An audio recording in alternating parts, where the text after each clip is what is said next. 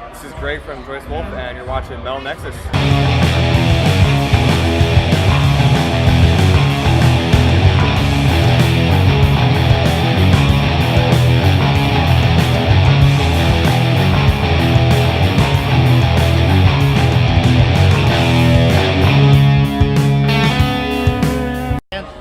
Great to have you today.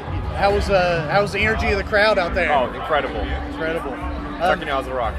do you think it's pretty helpful for a band like you that you're the only unsigned band that played the main stage today? Yeah, I've been hearing that a lot. Yeah. So do you think that being independent gives you a little bit of an advantage?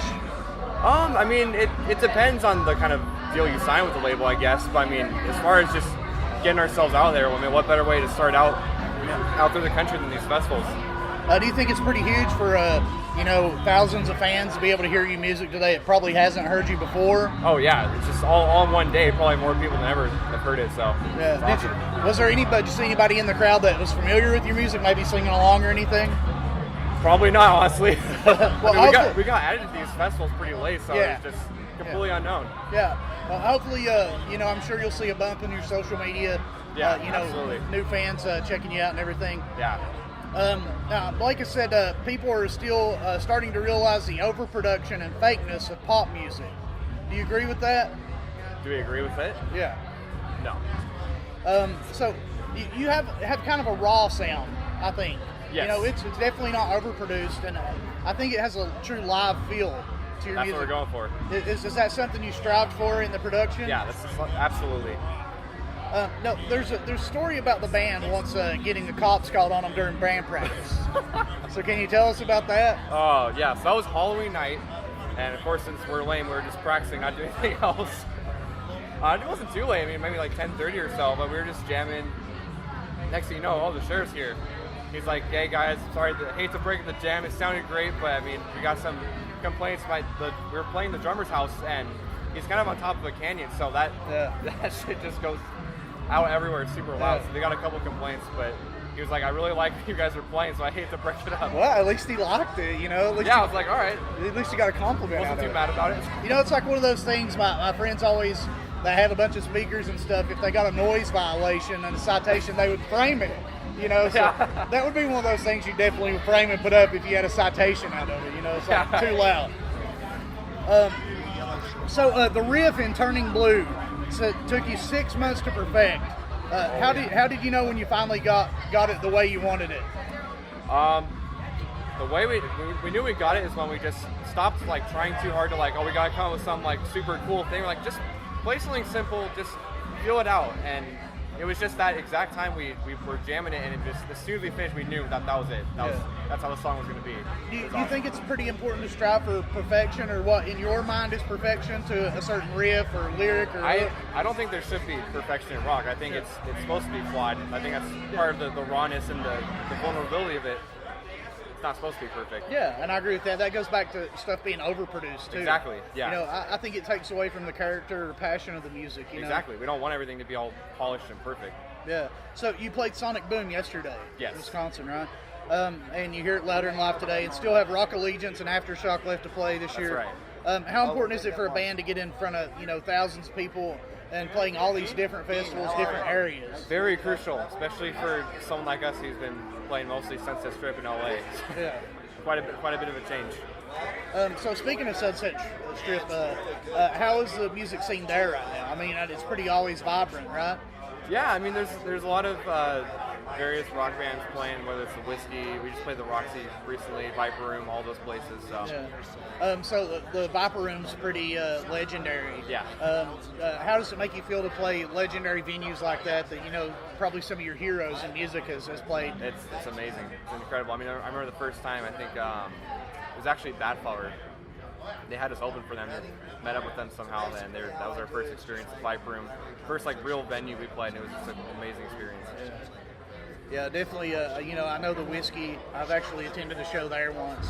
Oh yeah. I haven't been much else in the Sunset Strip, but yeah, you definitely feel something when you're there. Yeah, it's just totally like a community thing. Yeah.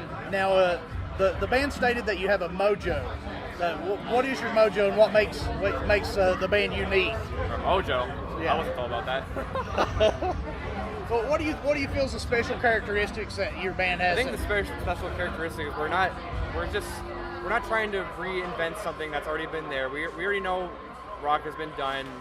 We're just playing rock and roll, man. Yeah. We just making songs. We don't have any criteria for how songs should be. We're just making songs that we all believe in and just enjoy playing. So well, there's no rules in rock and roll. Exactly. You know, Exactly. so there's no barriers to break. You just do what feels right. Exactly. So you've recently been working on your next release, Enigma. Yes. What stands out most about the recording process or writing process so far? What you've done with that? Say that one more time. What have you? What stands out to you most in like the writing process, or have you recorded anything for it yet? It's actually done. We're working some things out as far as getting a release. Yeah. So that just takes time. But the thing that's standing out most is as far as recording it or songwriting. I mean, we took just about as long to finish the songs we were working on as we did to record them. So it was almost as we were writing the songs we were recording, because we had a good friend back home that was recording it with us. We weren't too worried about sessions or anything like that. Just kind of go on one thing at a time. Now, have you been shopping it to labels and stuff, trying to get Yes. some interest? Have you seen a lot of interest so far? We've seen some good interest, yeah. Are you just waiting for the right one, to come across? Yeah, we've had a couple of things that didn't really work out. Yeah. It just kind of fizzled out, or it wasn't really the right thing for us. But Yeah. we're sticking it through, looking for the right thing. So Yeah, and I think it's really smart. It's always your best to find one that you feel comfortable absolutely, with. and we've seen know? some bands, get on a label, and next thing you know, these aren't the same people. It's not the same Yeah. band. It's kind of scary. So And there's been a lot of nightmares within that. People just sign with the first person that offers them something. So Yeah. I'm glad you're patient and yeah, we're not willing to take out risks. Yeah, making sure. So definitely y'all are making smart moves there as well. Do you have a release date set yet for the album? We do not. I would say probably early 2018-ish. Okay. Not anything exact yet, but Now, your music has a way of connecting with listeners. Specifically, like Remember by was written about a friend of Nick and Blake's who took his own life. Can you tell us about the inspiration behind that? I actually wasn't a part of the writing process. They were just kind of, Nick and Blake were just at one of their houses one time, just kind of jamming something out, and then I think whatever Blake was doing on guitar, just doing his thing, that kind of inspired Nick to make the song about that as like a tribute to his friend, Yeah. which is really cool. Now, is that song ever hard for them to play live or Not anything now. like that?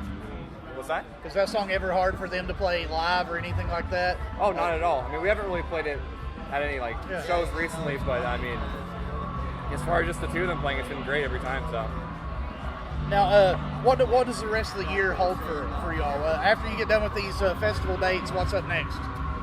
We got some things in the works right now as far as touring, but we're hoping to be out here probably the rest of the year, up until Christmas or so. Now, do you know yet? Was that going to be a supporting tour, headlining tour? Most likely supporting. Okay. All right. We definitely appreciate your time today. If you get a chance to check these guys out on one of their festival dates, make sure to do so. Don't miss their set. Of course, keep an eye out for their upcoming album, Enigma, and then, like you said, they may be scheduling some more dates as well. So thanks so much for your time today, Thanks sir. for having me. Appreciate it. Appreciate it.